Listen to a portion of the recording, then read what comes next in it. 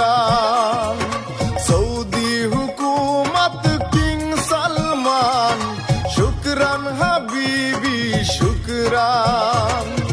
কুল্লু বাঙালির পক্ষ থেকে দিলাম তোমাকে সালাম।